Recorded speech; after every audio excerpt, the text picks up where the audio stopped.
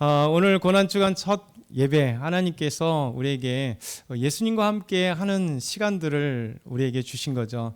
왜냐하면 고난의 일주일이 우리의 구원이 결정되는 시간들이기 때문이었습니다. 왜냐하면 예수님의 이 고난의 일주일이 없었다면 우리는 구원받지 못할 것이고, 또 우리는 아직까지도 죄에 빠져 있는 죄인에 불과할 것 같아요. 근데 우리 예수님께서 이 땅에 하나님의 아들로 오셨고, 또 우리를 대신하여 십자가에 죽으시고, 또 우리와 함께 부활하셔서 영광의 찬송을 부를 수 있도록 함께 하셔서 우리에게 이런 자리가, 예배의 자리가 있게 된 겁니다. 오늘 하나님의 말씀은 첫째, 말씀에 순종할 때 놀라운 일이 있다라는 거예요. 우리 한번 2절과 3절 다시 한번 읽겠습니다. 시작. 이르시되 너희는 맞은편 마을로 가라. 그리하면 곧 매인 나귀 새끼가 함께 있을 것을 보리니 풀어 내게로 끌어오라. 만일 누가 무슨 말을 하거든 주가 쓰시겠다 하라. 그리하면 즉시 보내리라 하시니. 아멘. 예수님과 제자들이 벳바게라고 하는 동네에 이르렀어요.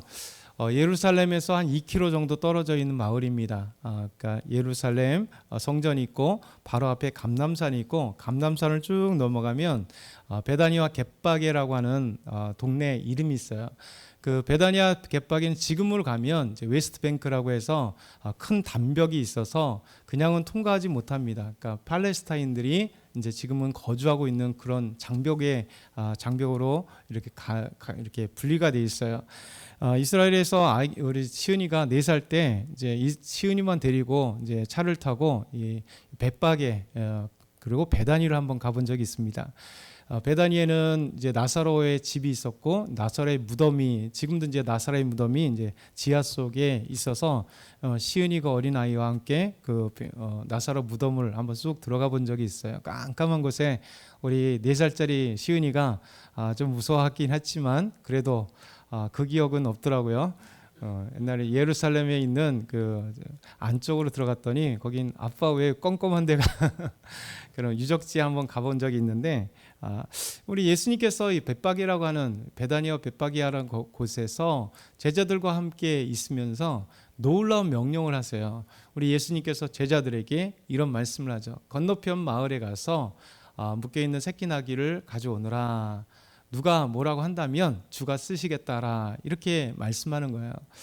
여러분, 예수님의 이 말씀이 참 엉뚱한 말씀 같아요. 왜냐하면 지금 제자들과 함께 하고 있는데 제자들은 예수님께서 하신 말씀이 무슨 말씀인지 몰랐을 거예요.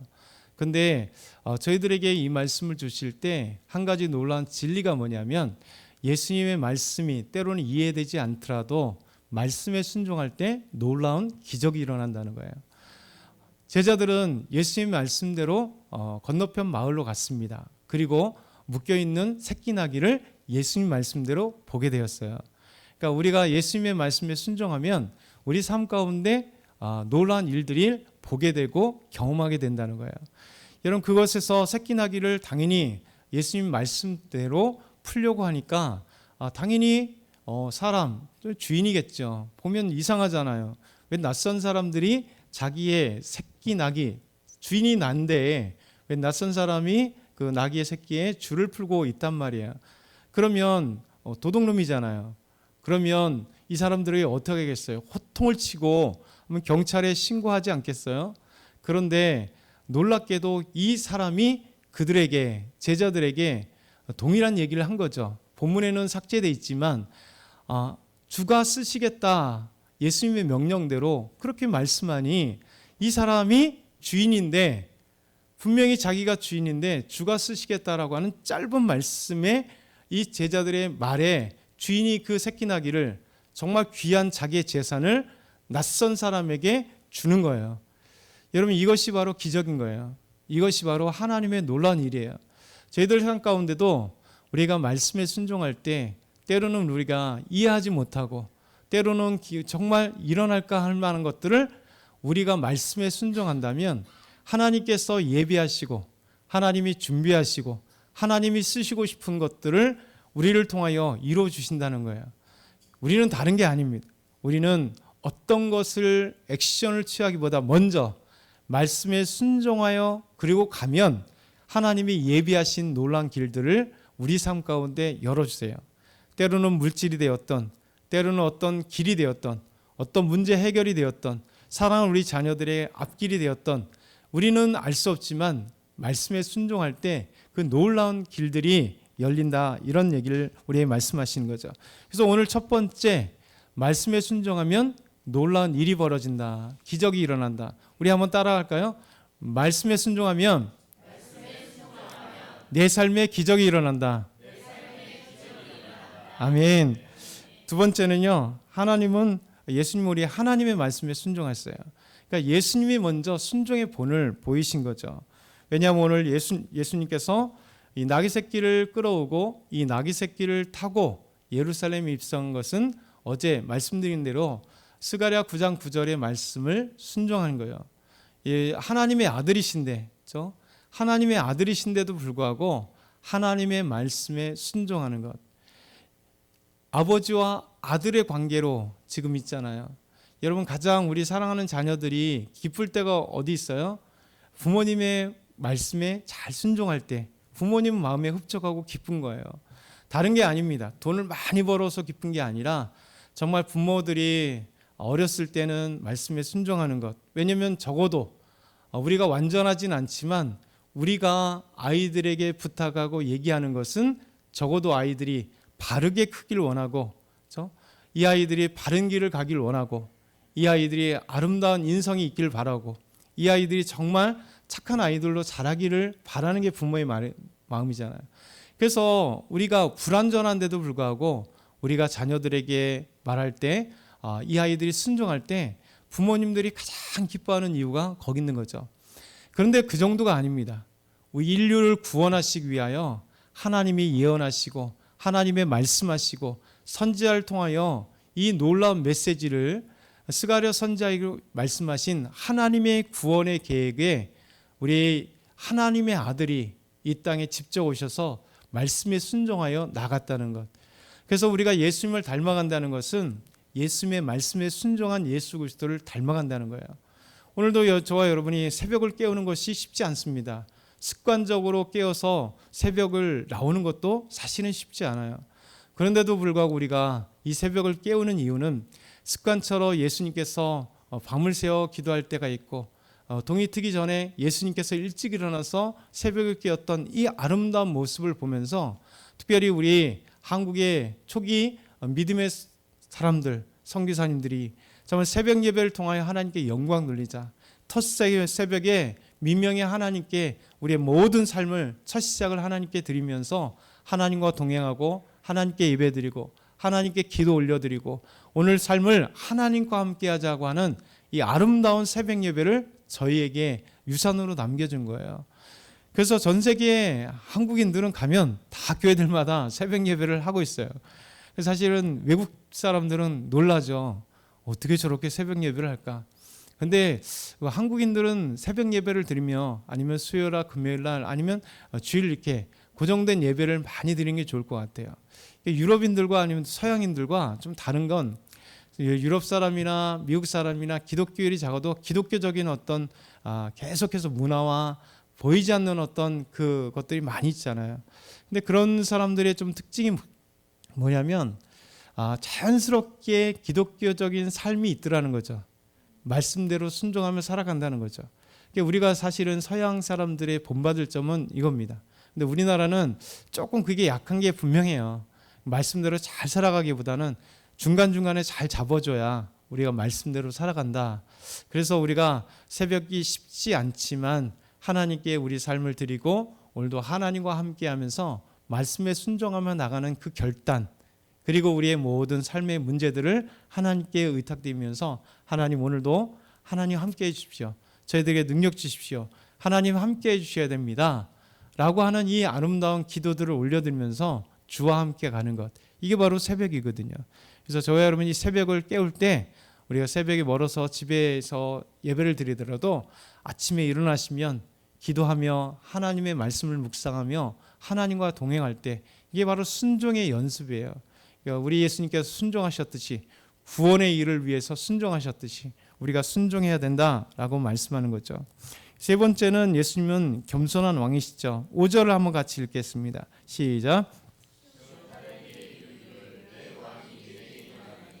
그는 겸손하여 낙이 곧 멍에 매는 짐승의 새끼를 탓도다 하라 하셨느니라. 아멘.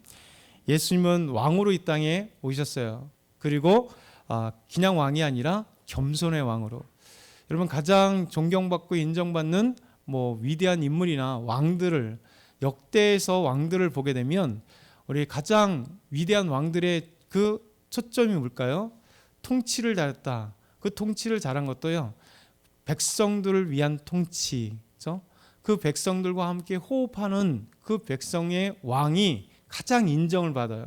아무리 강대국을 했어도 그냥 수만 철권 통치를 통해서 사람들을 죽이고 그냥 압제하고 자기 명예와 능력과 힘과 권세만을 탐했다면 그 사람은 거대한 제국을 형성했을지 몰라도 존경받는 왕은 되지 않았겠죠. 예수님은 이 땅에 오셔서 왕으로 이 땅에 오셨는데 우리가 본받을 왕, 곧 겸손의 왕, 하나님 예루살렘 일성에 거대한 왕으로 거대한 어떤 퍼레이드로 오는 것이 아니라 작은 새끼 나귀로 겸손하여서 주님 앞에 그 순종의 마음으로 나왔다는 것, 우리에게 보여주는 것, 바로 겸손의 왕이신 예수 그리스도, 그분을 닮아가는 것, 우리에게 말씀하는 거죠. 네 번째는 예수님은 찬양받기에 합당한 분이고 우리는 주님을 찬양해야 한다라는 거예요. 우리 7절부터 9절 같이 읽어보겠습니다. 나귀와 나귀 새끼를 타고 자기들의 겉옷을 그 위에 얹음에 예수께서 그 위에 타시니 무리의 다수는 그들의 겉옷을 길에 펴고 다른 이들은 나뭇가지를 베어 길에 펴고 앞에서 가고 뒤에서 따르는 무리가 소리 높여 이르되 호산나 다윗의 자손이여 찬송하리로다. 주의 이름으로 오시는 이여 가장 높은 곳에서 호산나 하더라. 아멘. 그럼 어제 말씀 기억하시죠? 이 찬송했던 무리가 찬송은 쉬우나 믿음을 지키는 것은 어렵다. 이 찬송의 무리가 바로 4일 뒤에 예수님의 십자가에 못 박으라고 외치는 무리가 되었다라고 어제 말씀을 드렸어요. 그렇지만 오늘 우리가 한 가지 교훈 삼아야 되는 것은 예수님이 입성하실 때 예수님 향하여 무리들이 자기들이 할 수 있는 최선의 헌신을 통해서 자기들의 겉옷을 펴고 그리고 종려나무, 이 대추여자 나뭇가지를 잘라서 흔들면서 호산나 구원 구원하소서 하면서 다윗의 자손 예수여, 가장 높은 곳에서 호산나, 가장 높은 곳에서 구원이십니다 라고 찬양하는 무리처럼 우리가, 예수님은 우리의 찬양을 받기에 기뻐하시는 분이고 우리는 그분을 향하여 찬양하는 입술을 열어서, 우리의 입술을 열어서 찬양하는 그 영광의 찬양의 주인공이 되어야 된다라는 거예요. 그래서 우리 예수님이 가는 이 구원의 놀라운 길에서 우리는 찬양하고 예수님은 찬양을 받는 귀하신 분이다라는 사실을 네 번째로 우리가 생각해 봐야 될 것 같아요. 다섯 번째, 마지막으로는요, 주님의 쓰임에 합당한 도구가 되어야 합니다라는 거예요. 주님의 쓰임에 합당한 도구가 되어야 된다. 마지막으로 한번 읽어보겠습니다. 2절과 3절 다시 시작. 이르시되 너희는 맞은편 마을로 가라. 그리하면 곧 매인 나귀와 나귀 새끼가 함께 있는 것을 보리니 풀어 내게로 끌어오라. 만일 누가 무슨 말을 하거든 주가 쓰시겠다 하라. 그리하면 즉시 보내리라 하시니. 예수님께서 건너편 마을로 가라. 그리고 끌어왔던 나귀 새끼 말씀에 순종하여. 여러분, 나귀 새끼를 한번 잘 생각해 보세요. 그렇죠? 주님께서 명령하신 바 순종하여서 끌어온 나귀 새끼가 2000년 역사에 예수님의 그 놀라운 구원 사역의 현장에 꼭 등장해요. 그렇죠? 이것이 바로 주님께서 쓰심의 도구가 된 그 영광인 거예요. 이 나귀 새끼는 동물에 불과하잖아요. 그렇죠? 동물에 불과해요. 그런데 그 구원의 현장, 예루살렘에 입성해서 자기 등 위에 태운 분이 바로 하나님의 아들이에요. 수많은 동물들이 있을 거 아니잖아요. 근데 주님의 택하심을 받은 작은 새끼 나귀라 할지라도 하나님의 영광의 자리에 쓰임을 받았다는 거예요. 저와 여러분도 마찬가지예요. 우리가 정말 그리스도인으로 불림받았다는 것은, 하나님의 자녀들이라고 하는 것은 이 영광의 자리에 있는 게 가장 소원하는 바 아니겠어요? 하나님, 저같이 부족하고 연약하지만 하나님의 나라에 쓰임받기 원합니다. 아름다운 교회에 쓰임받기 원합니다. 정말 저를 사용하여 주십시오라고 하는 이 놀라운 간구와 기도, 결단이 얼마나 중요하겠어요.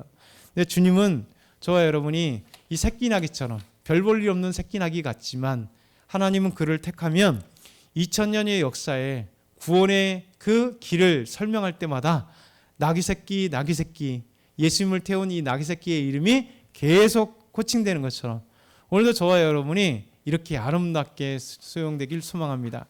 오늘 5가지 간단하게 다시 정리해 보겠습니다. 첫 번째, 말씀에 순종하면 놀라운 일이 있다. 기적이 일어난다. 내 삶 가운데 말씀에 순종하면 기도가 일어난다. 두 번째, 하나님의 말씀에 순종한 대표적인 모범적인 부신이다. 세 번째, 예수님은 겸손한 왕으로 이 땅에 오셨다. 네 번째, 예수님은 찬양받기에 합당하시고 우리는 찬양하는 아름다운 마음을, 입술을, 또 그 삶을 주셨다. 마지막 5번째는 주의 쓰심이 합당한 도구가 될 때 정말 영광의 자리가 된다라는 사실입니다. 오늘 저와 여러분이 말씀을 기억했습니다. 우리가 잠시 한 2분 동안 통성으로 한번 오늘 말씀을 기억하면서 또 일주일 이 고난 주간에 승리할 수 있도록 위해서 통성을 기도하고 각자 기도하시고 돌아가시기 소망합니다. 주여, 하나님 앞에 감사합니다. 오늘 하나님의 말씀과 함께 하시옵소서.